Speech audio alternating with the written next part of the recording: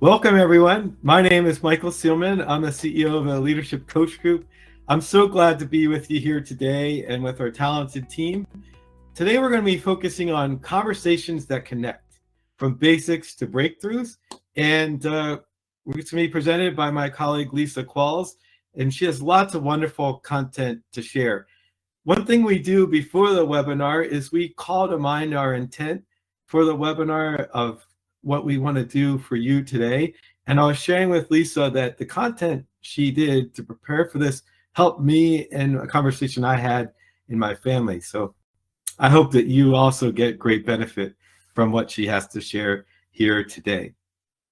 And what we like to do is hear where you're calling in from. So if you could put in the chat where you're calling in from, your name and where you're calling in from, we'd love to hear from you. We often have people from all different parts of the world. So if you could share what city, a country you're calling in from, that would be terrific in the chat. And the chat, if you're trying to look for it, it's when you move your cursor at the bottom of the screen, and you'll see kind of like a little dialog box. You can click on that, and you can enter in where you're calling in from. So I see we have Lisa from Washington, D.C. area. I'm in the Washington, D.C. area too, Lisa. Great to have our neighbor in. We have another Lisa from New York. We have Ava from Alabama. Roger from Cork, Ireland. Great to have you with us, Roger. And we have Ava from the Philippines, Maya from our team in the Philippines. Angela also joining us from our team from Knoxville, Tennessee. Thanks for joining us, Angela. We have Sylvia, also from our team from Washington, D.C. Carl from the Philippines. We have Amelia from Charlotte and Allison from Pittsburgh. So if I haven't said introduce you yet, feel free to continue to share. Megan from Indiana, great to have you with us, Megan. And so please continue to share in the chat. Now we're going to tell you a little bit about this particular month's webinar as part of a series of webinars. We do it every month, the first Friday of the month at noon Eastern Standard Time. And we have a rotating group of presenters and themes that we cover. And actually, we're going to ask you fill out an evaluation. In the evaluation, you can propose topics that we might cover in a future presentation. We'd love to hear your thoughts about that. And we get a chance to showcase the talented members of our team. As Carl was saying before the webinar, it showcases their superpowers, because we have really talented team and we love to share their superpowers with you. And these webinars are free, and we hope you share it with your colleagues, your friends, anyone. Just we welcome anyone coming, no cost, no obligation. In the webinar, we hope to provide you actionable insights. That's something Lisa shared as her intent. Hope that you leave with something that you can implement, and we encourage you to make a commitment. We're coaches here, so we like you making commitments to try the things that you learn. Now, to accompany our webinars, we also provide a step-by-step playbook. So Lisa is going to have so much time to present live, and she's also going to invite one person to be coached directly by you. So we encourage you to volunteer for that.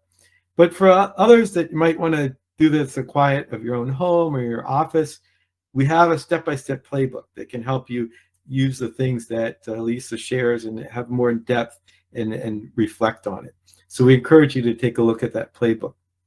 And as I mentioned, Lisa's going to invite someone here to be live coached. I hope you volunteer to do that.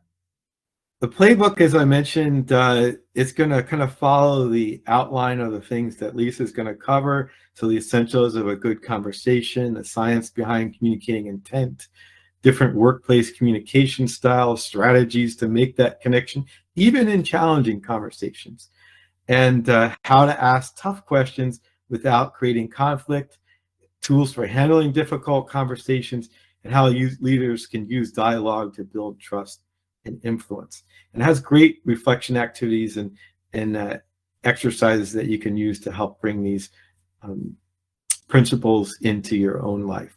I also want to recognize Sarah from our team that's also joining us from Sterling and Carrie from Maine. So as a company, we have a really talented team, and we provide three general categories of services. Those are one-on-one coaching, where we can coach you or someone that you might know one-on-one. And we also provide assessments to help kind of see where you are as a leader and to develop an action plan based on that. And we have team effectiveness assessments. We also have personality assessments. We can do team coaching and do a team coaching assessment. And we can provide training and motivational speakers. And we've even done retreat facilitation as well for our customers. Speaking of our customers, we've had the honor of coaching people from small, very small organizations, even sometimes one-person owners, up to Fortune 500 corporations. Here on this slide, you'll see some of the Fortune 500 or global brands of leaders we've coached at those companies. That includes like Dropbox, Microsoft, Sony, Facebook, Google, you name it. We've coached leaders there. But that doesn't mean we coach only large companies. We coach leaders at small to medium-sized companies, nonprofits, and government agencies as well.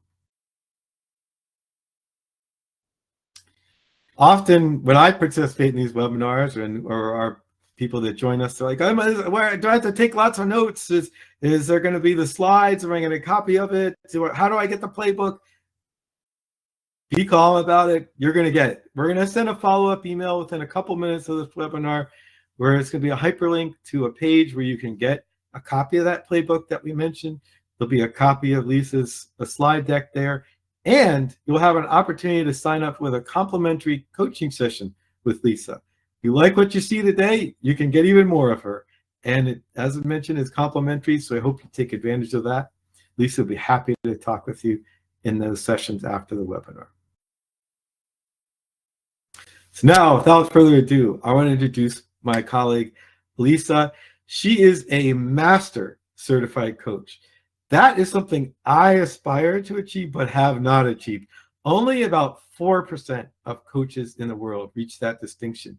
And I can tell you from personal experience, Lisa knows this, as the CEO of a company, I send her some of the most challenging clients, the ones that really need help. We had a meeting about this earlier today.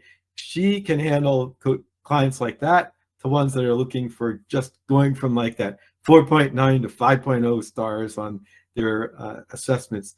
She can handle the whole gamut. She goes to meet clients where they are to help them improve. And she draws from her background of having coached leaders and boards across 18 countries in North America, Latin America, the Caribbean, Africa, and the Middle East. She's done it all. And she helps leaders refine how they listen. So that's an important part of communication, how they communicate, how they build trust and strengthen relationships, and drive performance. She's known for her direct, insightful, and empowering coaching style that helps leaders find their authentic voice and be heard.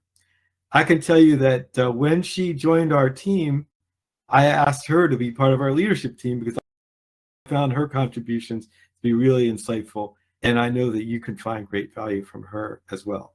So without further ado, I'm turning it over to my colleague, Lisa. Thank you so much for all the kind words. I really appreciate that. So we're going to start by taking just a couple minutes to get present.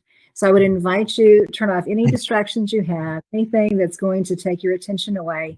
And we're just going to set for a moment for about 60 seconds. And Carl, I'm going to ask you to kind of keep track of that if you would. And I invite you just to close your eyes and just to do some deep breathing, just to center yourself for a minute, and then we'll head in.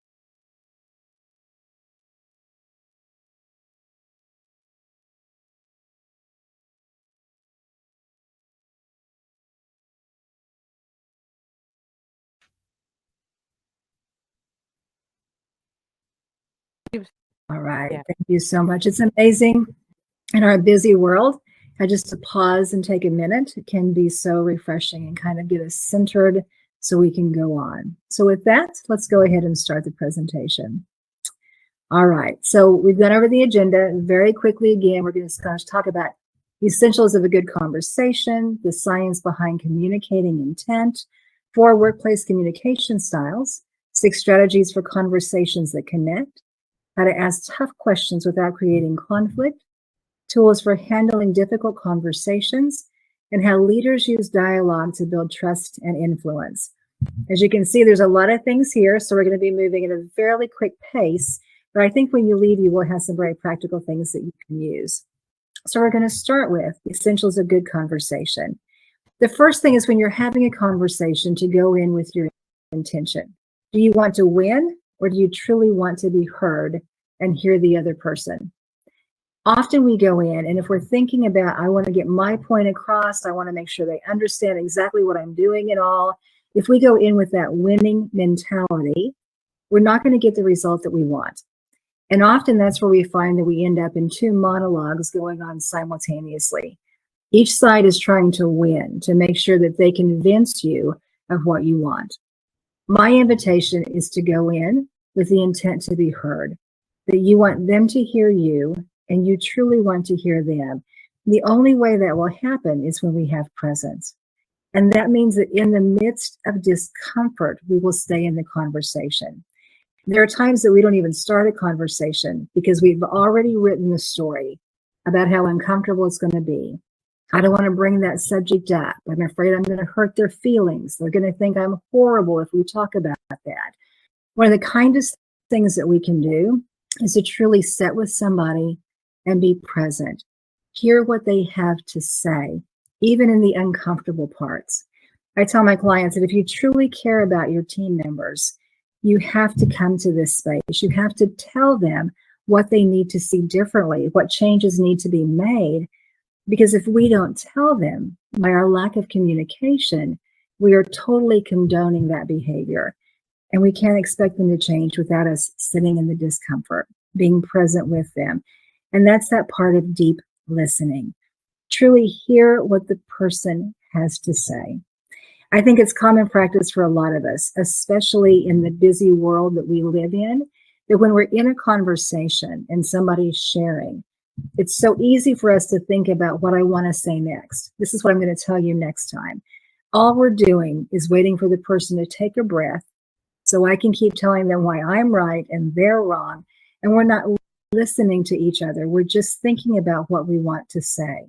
So if we actually go in wanting to hear the other person, to be willing to stay in the space with them and to be able to hear what they have to say, it makes such a difference on the conversation. Think about the last time you were in a conversation with somebody and they actually felt like they were hearing you. How did that make you feel when you felt seen by the other person? So the next thing that we're going to look at is we're going to talk about mirroring neurons. It's the science behind it. What we know now is when we're sitting across from somebody in a conversation, the longer we sit there, the prefrontal cortex, we start having these mirroring neurons. So when you're watching people in conversation, especially from the outside, it's not uncommon to notice that they're both leaning forward on their hand, or they both go back in the chair. It's because they're connecting and we're matching each other. We're mirroring the other person. When we get to that stage in a conversation, that is where we truly have that connection and we're connecting at that deeper level. We're more likely to hear what the other person has to say. We're more open to share what it is that we want to say with them. Now, here's the thing at the bottom. If the other person is angry, it takes intent on our side to not go to that space. Somebody has to be willing to hold the higher level. Human nature we're going to mirror, and anger is one of those emotions that can be quite loud, quite heavy, and it's easy for us to go in that direction. So it's knowing when you go in to be intentional that I'm choosing as I have this conversation that I will stay calm, and we'll talk about that in a minute, but you are the one who gets to decide what the atmosphere will be in that conversation. You want them to mirror you instead of you mirroring them. So when we look at that, the next thing that we see is there are 4 workplace communication styles. These are what you see most often. I tell people we learn English in school. We don't necessarily learn communication. And one of the things that we aren't necessarily told is people hear in the same style they speak. So whatever a communication style a person uses, that's how they're going to hear. The easiest one to see are the people that are bottom liners. They speak in bullet points. You often will see these people once you start hitting maybe director, definitely by the presidential suites and above. Think about it. They come in. They don't give a lot of context, data, detail. They're very bullet points. Here's the problem. Here's what I want done. Here's the timeline. Go make it happen. Bam, bam, bam. And that's the same way they hear. You've probably noticed when they've been listening to somebody, hopefully not you, but somebody got in front of them and they started talking a bit too long. And it doesn't take long for it to be a bit too long. And you notice their eyes kind of start glazing over. And if they're rude, they're going to pick up their cell phone and they're going to start looking at it. And if they're really rude, they're going to say, I'm just going to stop you right there. Can you just tell me what it is you want? Can you get to the point? Because they hear in bullet points. So when you're in front of somebody that speaks that way, again, start looking at the top of your organization. When you go into them, be very tight, be very high level, get to the point. Don't give a lot of excess. What I tell people is if you're explaining how you got here or you're explaining your answer, you've probably gone too far. I'm a bottom liner.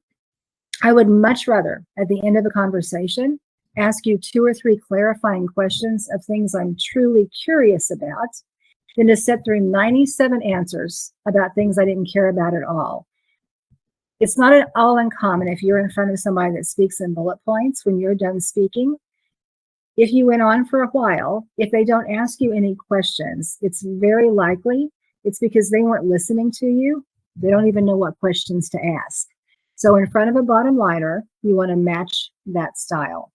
Now, data and context. This you see a lot, engineers, analysts, etc. They cannot have a conversation without having data, details, context, background, etc. So when you're in front of somebody that communicates that way, if you just walk in and say, here's where we're going and here's what we're going to do, they're not hearing you because inside all this chatter is going off. But how did we get here? Who made the decisions? When did they have the meetings? Why wasn't I there? Tons of questions are flying through their head.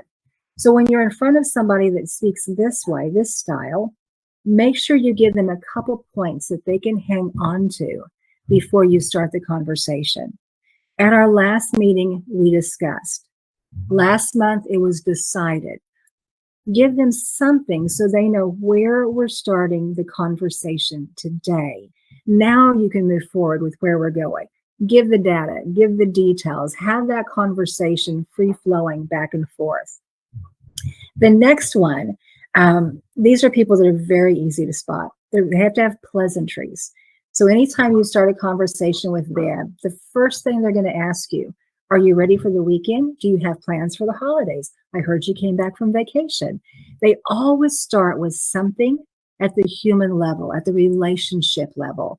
You see this maybe often southern part of the US, definitely with Latin American countries, etc.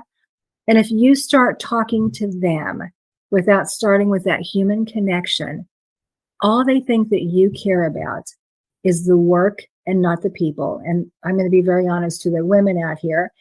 If you don't start with a pleasantry with somebody who speaks this way, they will call you the B word, and it is not a beautiful babe. So make sure you start out with just something nice. And it's not a 30-minute conversation. It's as simple as one question, listen to what they say, ask a follow-up question, or comment on their response. Then we can start talking business and moving forward. They just need to know that you see them as a person. Now, the last style you don't see very high up in companies at all, because if you've noticed here, the higher up you go, the shorter the conversation becomes, the more truncated it is. So these are people that speak in full paragraphs. It was a Sunday night. There was a brisk breeze from the north. You could smell the lilac gently playing upon it. I am a bottom liner. I cannot match this style. I do know, though, that when I'm in front of somebody that tells full stories, that I have to at least give more than I would normally give. Because if I, as a bottom liner, come in and speak my style, they're going to think I'm rude, I'm too direct, etc. So the important part here is to remember, notice the style. I invite my clients, get a cheat sheet. Start writing down what you notice about the way they communicate. So when you stand in front of them or you're sitting across from them, you can much more quickly match their style and get those mirroring neurons. All right, so the next thing that we're going to look at is the 6 strategies that we talked about. And this is the thing that we want to remember when we're trying to connect in conversation. The first one is speak with clarity. You need to share your full thoughts and intentions to create that mutual understanding. How many times have you been in a conversation with somebody and you thought you were talking about the exact same thing, when in reality you were talking about 2 different things because it wasn't clearly laid out? So when you start, I'd like to have a conversation about how the project is going. Can we discuss how that presentation went? Can we look at what our team will be doing next week? So give enough information. Don't just start talking about next week we need to. Well, who are we talking about? The whole team, part of us? What exactly? So make sure that you give that clarity. This is what we're talking about. And that way we can be in the same space. The second thing is to listen with openness. And we talked about this a little bit before. When you're sitting with somebody, with a team member or a family or whomever, truly be present. You can't have a conversation and be on your cell phone. You can't have a conversation and in your head be thinking about the 5 things I have to do as soon as this person quits talking. So give attention, be fully present, and be curious about what the other person is saying and their perspective. This goes back to listening to the other person. And as we're listening and we're hearing what they're saying, how they're perceiving the situation, now we have a way that we can connect. And you notice the questions are genuinely curious. Don't go in and ask questions that you already know the answer to, so you can try to catch them in something. Be curious. What are your thoughts on this? How are you seeing this play out? Ask them those questions and listen to what they have to say. And the next part is respond with empathy. We have to help connect the dots between their story and our experience. And this will help build trust as we share. As they're telling us these different things, again, listening to them with openness, hearing what they're having to say, understand their position. And sometimes understanding their position just means that we have to remember, what was it like when I was at that junior level? What was it like the first time I completely blew a project? Now, there may be moments in that it does make sense for us to share that story.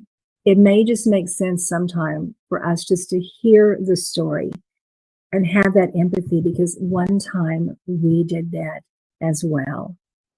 And the next point then, point number 4, is mindful of body language. This is where we have to make sure that when we are in there, that we are open, that we are coming in, that our eye contact, that we are signaling to the other person that we truly want to hear what they have to say. If we're going in and we have that look on our face and our arms are crossed and we can tell that nobody can tell, or we can tell nobody's happy to be with us at that moment, etc., then we need to change that. Because the minute we see a person, that sets the tone for what the conversation will be. Now, the additional part to that is watch the person that you're talking to. If you notice that it changes on their side, if you notice they start shutting down, if you notice they start looking away, or they're crossing their arms, or they're doing something, that's a good sign for you as well to maybe take a pause and ask, I feel like something has changed. Was there something I said that didn't land the way you wanted? Do you have some questions now? Always notice that connection. When you start losing the connection, don't just keep talking.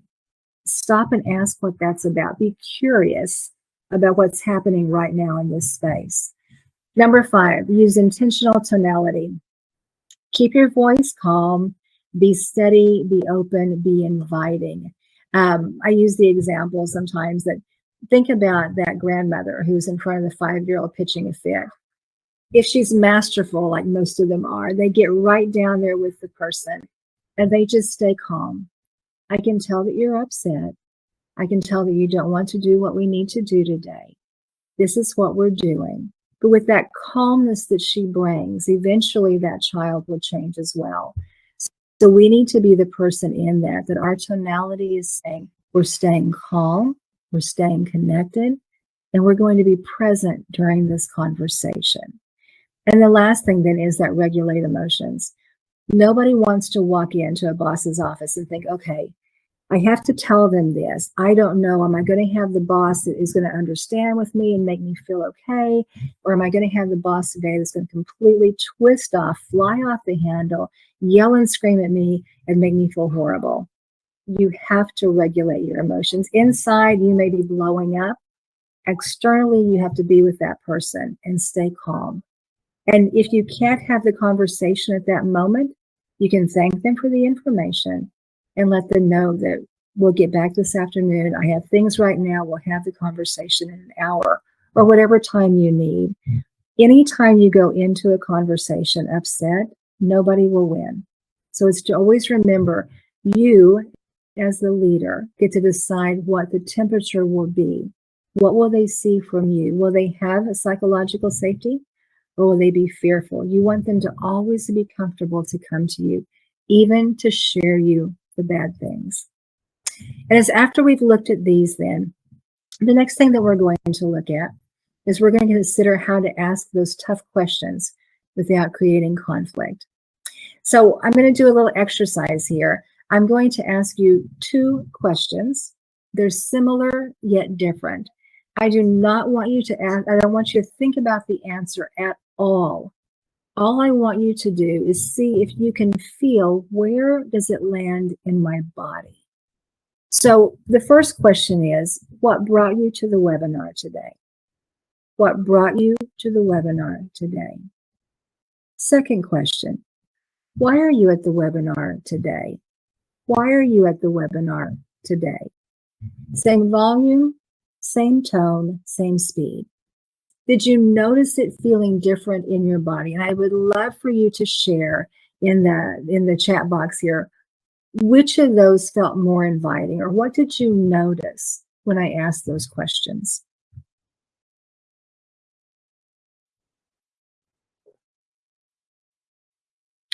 Why puts up defenses? Exactly. What doesn't? Care to understand, very welcoming and open. Great answers and stuff. And that's it exactly. We're taught the 5 W's in school, and why is one of those. And we've used it forever, our entire lives. The why question made me feel attacked. Thank you, Maya. The first one started with what made me more self-curious, etc. So when why lands on our ears, our amygdala, our primitive brain, its sole purpose is to protect our person and our ego. So the minute why hits our ears, our amygdala goes, oh my gosh, we're being threatened, we're under attack now. So the first thing it does is it fires off, cortisol starts flowing over the brain, and our body immediately becomes defensive. We don't think about becoming defensive, it just happens. So anytime you have a why question, which is a justification question, I want you to think a moment. Do you really need them to justify why they missed the deadline? Do you need them to justify why they did it that way? The majority of our why questions really should be something different because we don't want them to justify why they missed the deadline. What I really need to know is help me to understand what happened here or what caused us to have this outcome. Can you help me to understand how we missed the deadline? So it's looking at when a why question pops into your head, think for just a moment, and this happens very quickly, but take a breath and think, what information am I really trying to gather here? That's the question to ask. Now, in difficult situations, at some point, they're probably going to get frustrated anyway because they missed the deadline. We're not going to leave all happy and smiling. There are things that happen. There are going to be consequences. Things have to be adjusted. but they will stay with you in the conversation longer. Michael mentioned family earlier, and I like to say, think about teenagers.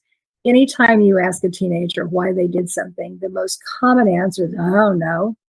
It's because they didn't even think about it long enough to be able to justify why they did it. So it really is asking that. Help me to understand. Walk me through. Walk me through is a great one when you're working with your team members and stuff. Walk me through the steps that got us here. You know, show me how we did this or how we can do it differently. So it's being open to ask those questions. Remember, now there are times why is important. If we have talked about this multiple times, we have looked at it from all sorts of different directions, and we're not seeing the answers we need, then it is time to say, why is it so difficult for you to do this differently? Or why is it so difficult for us to change or to let go of, whatever that is? But that why question usually is down the road a little bit. Again, it's habit. We do it. You're going to catch yourself. And as soon as you catch that, very quickly, go ahead and start practicing changing that. Let me ask that differently. And then go ahead and go into the next one. All right. So the next thing that we're going to look at then is how to ask those tough questions without creating conflict. So navigating sensitive topics with care. Often, and especially if you've been in the workforce and, you know, at the level you are for a while, it's not at all uncommon that when we first came in, we were talked at. Nobody talked with us. The boss came in, talked at us, told us what we had to do and how we were going to do it, and walked out and left the room. Think back to how that made you feel. As they were talking at you, I am sure there were times you were thinking, if they would just ask me a question, I could very easily tell them what the problem is, or what's going to happen if we do it that way, or a better way to handle this. So you always want to start with asking the question first. Often I think when we're having some of these conversations, especially if we need to do it's review season, or maybe we need to look how our project went, etc. I think a good question to start with is, how do you feel the project went? How do you feel the last 6 months went? And maybe even after that, you know, give me 2 or 3 things that you were really proud of, or you think went really well. It gives them a chance. Number one, they feel like they're being heard, and we all want to be heard and valued. The other part, though, is it gives you an idea how close you are on your perceptions. If they think it was amazing and you're thinking it's the biggest pile of junk you've ever seen, then you know there is a massive gap that you're going to have to bridge. So start first by asking that. Ask those questions. If they're coming in and they have lots of emotion, acknowledge the emotion. It doesn't mean you have to agree with it or, you know, feel sorry for them or, oh my goodness, etc. Acknowledge where they're at. Again, think back. There probably was a time in your career that you were very upset about something, and the person across from you just kept talking and giving you information kind of stuff. There's a good chance the thought went across your head or your brain, do they not see how upset I am? Can they not figure out this is frustrating? So acknowledge that. It feels like this is very frustrating for you. Or I'm sensing that you're very concerned about the direction we're going, or upset, or whatever that emotion is. That lets them know that you do see them and you do acknowledge that there's emotion around this. And then again, you're going to see this a lot. You've already seen it a couple times. Stay calm. You are the person in the room that holds that space. And if you become emotional with them, the path forward is much more difficult. And it may even be stopped if you match their emotion, especially if it was a negative emotion.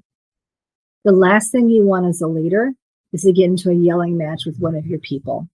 So stay calm when they're sharing these things with you. And the next thing that we're going, there we go. Some tools for handling these conversations. To move from misunderstanding to shared understanding. Often when there is something that is challenging, the first thing we want to do is I'm just going to send an IM, or I'm going to send a text or an email. It feels easier to not have to actually talk to someone. So I'm going to ask a couple questions again. So your significant other sends you a text and says, hurry home ASAP.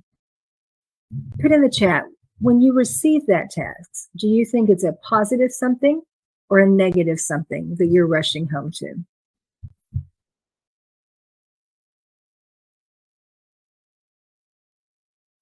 Negative, negative, negative. Exactly. Nobody's going to put positive, I'm sure of this. I tell people we never write Disney happy ever after stories. We go straight to Amityville Horror and Nightmare on Elm Street because we always read in a negative voice. So and think about those emails. You write something or you receive an email and you read it through a negative voice, and then you're sitting there thinking, what am I going to respond? So you may take a while before you even respond to that. Then they're going to read in a negative voice, and it will take you this long period of time to go through something that would take a 5-minute conversation. So just remember that people always read in a negative voice. If you have to write something, make sure it's clear. Do you have time for a quick conversation? Just want to update you. We talked about that earlier. Don't leave it to where they can go negative. Can you hurry home ASAP? I have a great surprise for you.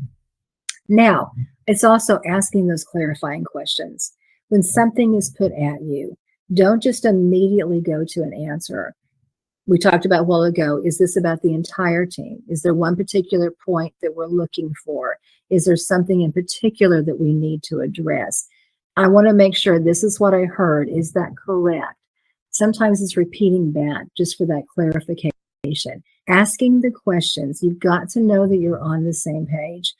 I used to work for an international organization, and we would laugh and say the most miscommunication was amongst the English-speaking nations because we thought we were all talking about the same thing.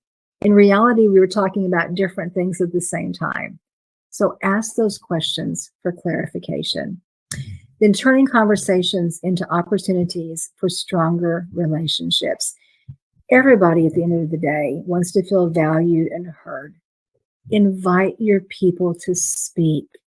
What are your thoughts on this? Is there a different way that you would go about this?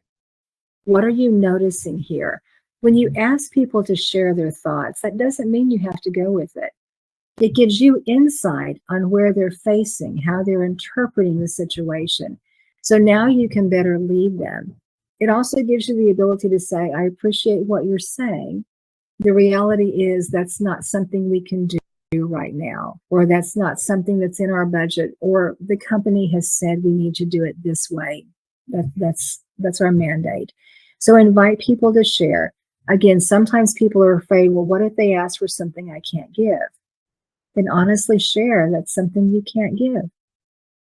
And then our next slide. So the different way that you can use dialogue to build trust and influence. We've all been in meetings, and especially when we go into those like brainstorming type stuff, we're all at the table, we're putting things out there. You lay something out, you have an idea, you have a plan for how something should go, and somebody disagrees with you. It's possible that when they disagree with you, that your plan's not going to work. Possible that your first thought is, well, they just didn't understand, because if they understood, they would know my plan would work. So when you want to disagree with somebody, make sure that you understand what they're saying. My understanding is you're asking for A, B, and C. Is that correct? I heard you say X, Y, and Z is the best way to go. Correct? Or have I misunderstood? So lay out. You can repeat back what they said. You can use your own words, but make sure they know that you heard what they said. And here's the thing. It's possible when you do that they're going to say, no, that's not what I meant at all. Can you say it for me differently? If they do say yes, now they know that you did understand what the statement was, and you do in fact disagree. And here's how you think we should go about it, or here's what you believe will happen if we do it that way. So make sure you take that time just to clarify that you did understand. They know you understood. Now we can move forward. The other thing is to fully share the issue before you have the ask. How many times has somebody come into your office, or you've gone into somebody else's and just made a comment? I need more headcount. We need to do this today. We need to do that. Often when we just go in and make the asks, without truly sharing what the issue is, the response is no, or not the response that we want. We have challenges today because we have 3 things due by Friday end of day. We need to borrow some people for the next 3 days. Is that possible? If you just go in and say, we need to borrow 3 people for the next 3 days, the person you're asking might think, and so does every other team. I hear this all the time. So make sure that you clearly explain what is the issue that you're trying to address before you make the ask. Much more likely to get the answer you want if they understand the problem you're fixing. All right, so the next one is the end of it here. As I said, I threw a ton of stuff at you in a very, very, very short amount of time, but we all bring value to the table. Anybody who is invited in the room to be at that table was there or is there because their perspective is needed. And you as a leader should always remember, if you feel that you are leading, but nobody is following you, you are just out for a walk. You want people to follow you. It is much better to be leading a team of people who want to work for you than people who have to work for you. If they have to work for you, you're going to be forever having difficult conversations and trying to get work done and just feel like you're pushing a rock up a hill. If people want to work with you, they're going to take ownership, they're going to step up, and they're going to do the best job they can for you because they want to be on your team and they want to follow your lead. So those are the last things I have, Michael. So I'm going to give it back to you now. Thank you so much, Lisa. And now, as we had mentioned at the top of the program, we're going to invite someone to volunteer to be coached by Lisa. And so if you've had a crucial conversation coming up, something in the future or something in the past that you want to analyze with Lisa, we invite you to volunteer and she'll do a mini coaching session with you.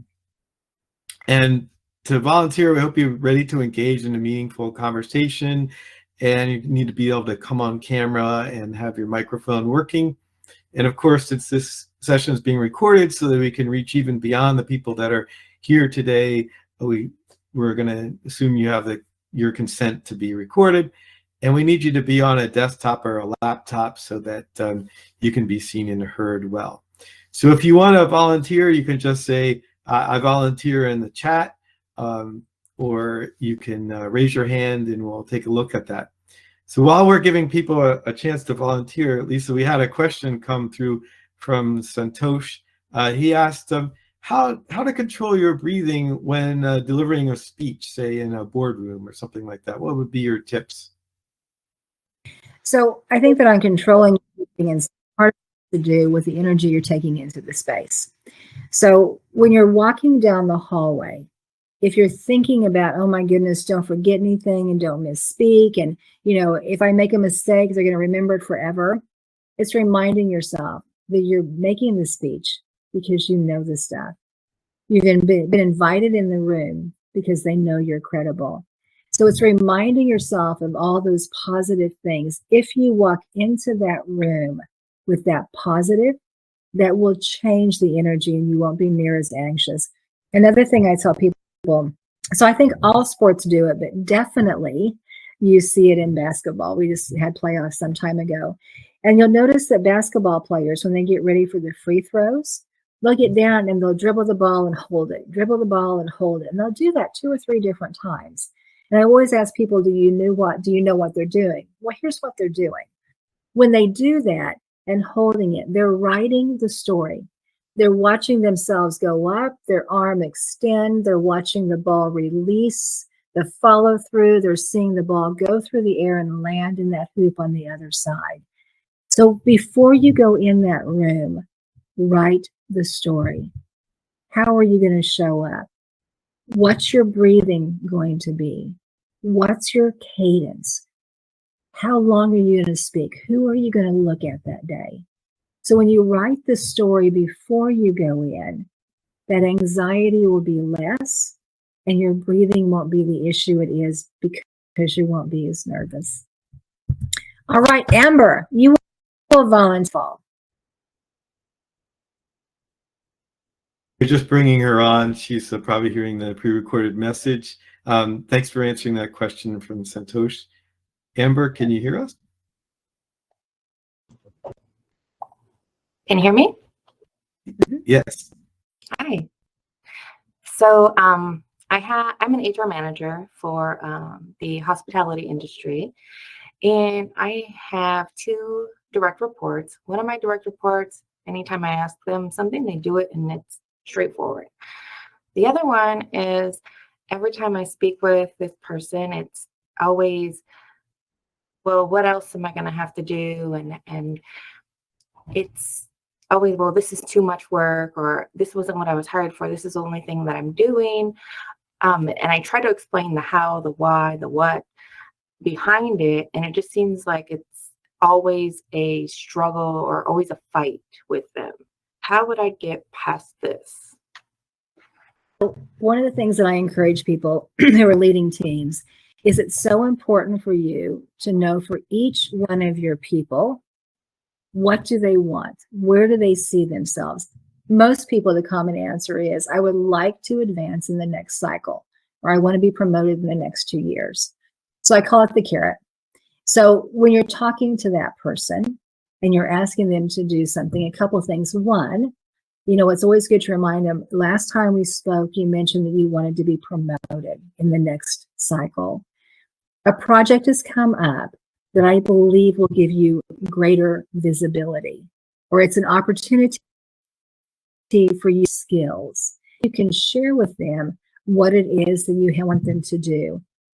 And at the end of it, then you can ask them, what are your thoughts on this? They say, well, I don't have time. Okay. Well, it's important that we have you do this. So let's look at what are other things that you can jockey around, or how can we reallocate your time in your schedule to get this done. But I think it's important to remind them what it is they want and explain to them the reasoning that you're delegating it to them. For somebody who has that mindset, it does feel like, yeah, seriously, every time she has something she does, what does Amber do? She just dumps it in my lap. So it's having that conversation. And when you lay it out, what are your thoughts? Are there any concerns? Well, I don't think I have enough time. Okay, well, let's look at your time. Let's figure out. So it's bringing them into a conversation. And then when they give you those pushbacks, it's your job basically to overcome those, to help them to look at it differently. But the best way, I think, is to start it out with that carrot. If they want to be advanced, it's important for them to have visibility. It's important for them to learn new skill sets. It's important for them to show that they can step up and take on new things. All of these things are considerations when it comes time for the promotion. I appreciate that. Thank you. Does that sound like something that might help with this particular person? This person has asked for to be a lead, and it seems like when these are the things that you have to do that to get there. Show me that you want that. And it's always just back to the same. This is too much. I don't have enough time. It's not working out. So I will definitely be able to use some of the words that you were saying. So yes, yeah, exactly. Change the verbiage a little bit. Instead of show me, here's some ways that you can show the team, or here's some ways that you can show the people who will be on the board for advancement. You're able to step up. So it changes it a little bit, instead of saying, it's coming from that more positive. Here's how it's going to be you. Very good. Thank you. You're welcome. You're welcome. Thank you, Amber, for volunteering. Is there any other things that you might think be obstacles that in that conversation that maybe Lisa could help you think through? I think I'm going to try this and see where it goes. I think it's a great insight to say, show me that you want this and how you're going to get there, versus, hey, this is what you need to do to get there, if that makes sense. Yes, definitely. And even that part of, my job is to help develop you and get you to that next step. And here's something that I think we should consider. Here's what I'm going to lay out, that part of it. So it's coming from that, even reminding her that you're trying to develop her. That's why you're doing this. So any of that kind of stuff. And I always say too, when we're having conversations, to remember all words are charged. Most are neutral. There are positive and there are negative. And so it's always looking at too, the verbiage that I'm using. Am I using words that have us look at it from a positive standpoint? Or am I using words that we can come in for a negative standpoint? So especially in difficult conversations, try to use that verbiage that keeps us on that positive note, that looking up where we want to go, how it's going to benefit us. Yeah. Thank you. You're welcome. Thank you very much, Amber. Thank you, Lisa. And so now we wanted to kind of wrap up the webinar and remind you of a few things. Also, while we're doing that, I wanted to recognize some of our other team members that are here. I saw Kristen joined us from our coaching team, and also want to thank Carl for her leadership of our webinar series. For Maya, she's always available to meet with our clients. So it's wonderful to have you all with us today. So what we've been talking about is conversations that connect, from basics to breakthroughs. And we want to remind you that after this webinar, you'll be getting an email, and in that email will have a link to our webpage. And on that webpage, you'll be able to get a copy of the slides. You'll be able to see the recording. The recording won't be up immediately, but we hope to get it up by end of the day on Monday. And you'll also have a link to schedule a complimentary coaching session with Lisa. So we hope you take advantage of those resources. So you'll get that follow-up email with links to those resources. In addition, we wanted to encourage you to provide us feedback. What did you think of our presentation today? Did you find something valuable? You can scan this QR code with your phone, or also we'll put in the chat a link to how you can fill out some feedback for us. And our team will be meeting right after this webinar with Carl to look at the feedback. So if you're able to do it right away, fantastic. It'll be a part of our after action review, but we welcome your feedback anytime, including suggestions for future webinar topics. And we want to let you know what's coming up next month, because this is a webinar series that we have. And our next webinar is called Exhale the Year, a calming practice of gratitude and reflection. So this will be in December, shortly following Thanksgiving. So we might be in that gratitude mode. So we'll talk about how do you look back on this past year, maybe some of the stressors of volatility that you might have experienced, and let that exhale, just like that lovely picture that Carl's put there, blowing the dandelion, let it out, exhale out the year. We'll have that calming practice, and then reflect on, what was the past year like? Is there things that I liked about the way I showed up? Are there things I might want to change in the future? We're going to have our team will help you walk through that. And that next webinar will be live on Friday, December 5th at noon Eastern Standard Time. And we'll be sending out more updates about it. So we hope you can join us for that. And you could sign up, right after this webinar. We hope you'd join us. So as I mentioned, we're here for you. We have a variety of different services. Our webinars are part of our commitment to our community to help advance leadership wherever it might be exhibited. And we want to reach out if you want help beyond our webinars. We're here for you. Put my email address and also Maya's email address. We're happy to hear you. There's our telephone number. So please reach out. We want to be able to support you. We can have a conversation about the challenges you're facing, and if we have some services that might be able to help you. We'd love to hear from you. So I want to thank you again for participating, for all of you that joined us. I want to thank Amber for volunteering to be coached. I want to thank Lisa in particular for sharing her knowledge and wisdom with us today, for Carl and Maya and all the coaches that have joined us on our webinar, and all of our team. They're here to support you. Please reach out. We'd love to hear from you. Thanks for joining us today. Hope you have a wonderful weekend. Take care.